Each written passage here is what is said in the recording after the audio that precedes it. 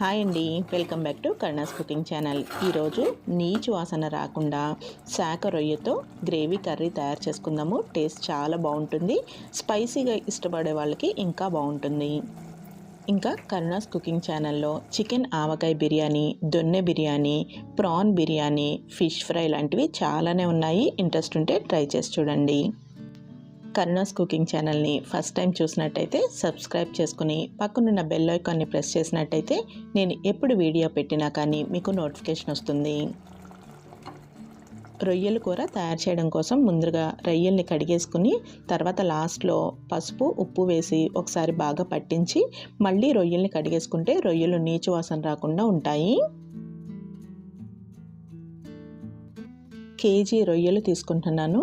ఈ రొయ్యలు ఇలా కడిగేసుకున్న తర్వాత దీంట్లోకి మళ్ళీ ఒక అర టీ స్పూన్ పసుపు, 1 టీ స్పూన్ ఉప్పు వేసుకోవాలి. ఇంకా 2 టేబుల్ స్పూన్ల వరకు కారం వేసుకోవాలి. కారం మనం యూజ్ చేసే కారాన్ని బట్టి ఆ స్పైసీనెస్ చూసుకుని వేసుకోండి.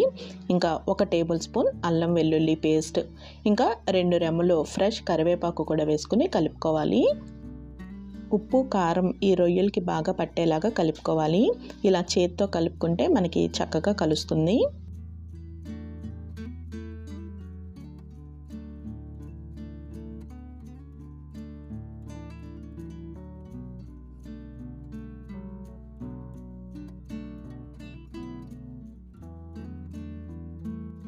నేను ఈరోజు కూరని మట్టి పాత్రలో చేస్తున్నాను. మీరు స్టీల్ వాటిల్లో కూడా తయారు చేసుకోవచ్చు. 3 గరిటెల వరకు నూనెని బాగా వేడి చేసుకుని దీంట్లోకి మీడియం సైజు 2 ఉల్లిపాయలని చిన్న ముక్కలుగా కట్ చేసుకుని వేసుకుని వేయించుకోవాలి.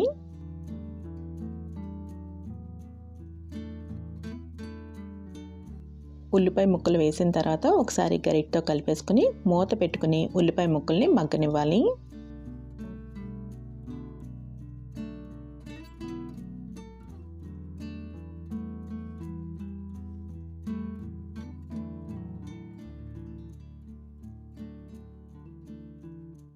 ఉల్లిపాయ ముక్కలు కొంచెం మెత్తబడిన తర్వాత దీనిలోకి 1/4 టీ స్పూన్ వరకు పసుపు వేసుకొని కలుపుకోవాలి.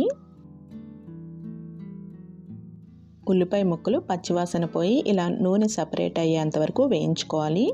ఇప్పుడు దీనిలోకి ఒక 4 వరకు పచ్చిమిరపకాయలని ఇలా చీరుకుల్లాగా కట్ చేసుకొని వేసుకోవాలి. నాన్ వెజ్ కూరల్లోకి దేనిలోకైనా కానీ ఇలా పచ్చిమిర్చి వేసుకుంటే టేస్ట్ బాగుంటుంది. కారం వేసినా కానీ కొన్ని పచ్చిమిరపకాయలు వేసుకుంటే ఆ టేస్ట్ చాలా బాగుంటుంది.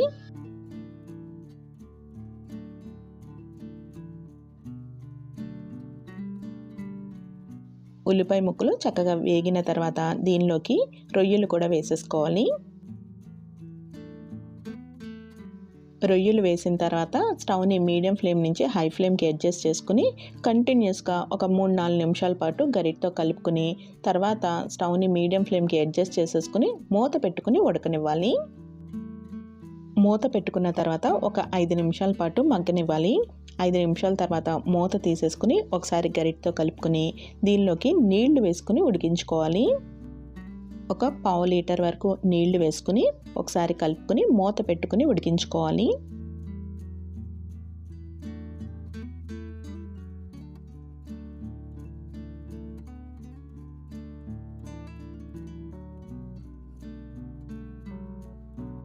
మధ్య మధ్యలో మూత తీసుకుని ఒకసారి గరిటతో కలుపుకొని మళ్ళీ మూత పెట్టుకుని ఉడికించుకోవాలి. ఈ రొయ్యలు ఉడికేలోపు మసాలా పొడి కూడా తయారు చేసేసుకుందాము.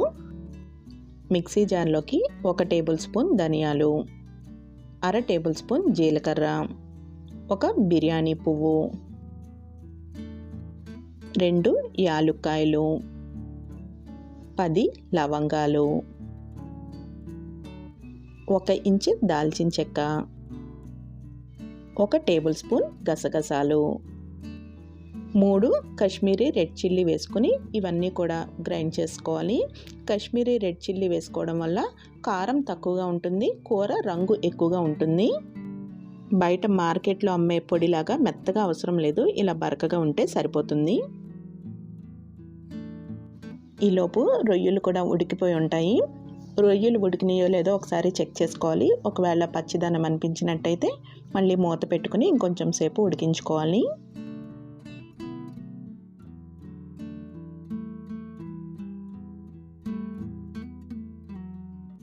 రొయ్యలు ఉడికిన తర్వాత దీనిలోకి 1 టేబుల్ స్పూన్ వరకు తయారు చేసుకున్న మసాలా పొడి వేసుకోవాలి. మసాలా పొడి కొంచెం తయారు చేసుకోవడానికి మిక్సీ జార్లో అవ్వదు కాబట్టి కొంచెం ఎక్కువ క్వాంటిటీలో తయారు చేసాము. మిగిలిన మసాలా పొడిని మనం ఏ నాన్ వెజ్ కర్రీలోకైనా వెజ్ కర్రీలోకైనా కానీ వేసుకోవచ్చు.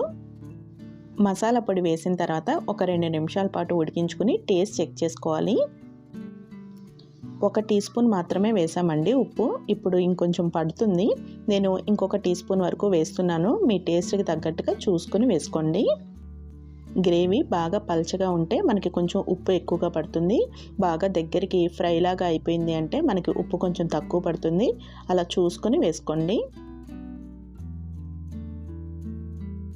కూర దగ్గరికి పడి కొంచెం నూనె సపరేట్ అవుతున్నప్పుడు దీనిలోకి కొంచెం ఫ్రెష్ కరివేపాకు వేసుకుని కలుపుకొని స్టవ్ ఆఫ్ చేసేసుకోవాలి. రొయ్యల కూరలు ఎప్పుడూ కూడా ఎక్కువ క్వాంటిటీలో తయారు చేసుకున్నప్పుడు నీచు వాసన వచ్చినట్టుగా ఉంటుంది. ఇలా కరివేపాకు వేసుకుంటే నీచు వాసన లేకుండా ఉంటుంది. మట్టి పాత్రలో వంటలు తయారు చేసుకున్న తర్వాత వేరే బౌల్లోకి ట్రాన్స్ఫర్ చేయొద్దండి. ఈ మట్టి పాత్రలోనే ఉంచితేనే టేస్ట్ బాగుంటుంది. మట్టి పాత్రలో నీచు వాసన లేకుండా రొయ్యల కూర తయారు చేసుకున్నాం కదా. మరి ఈ రెసిపీ మీకు నచ్చినట్టయితే కరుణాస్ కుకింగ్ ఛానల్ని సబ్స్క్రైబ్ చేసుకోవడం మర్చిపోకండి.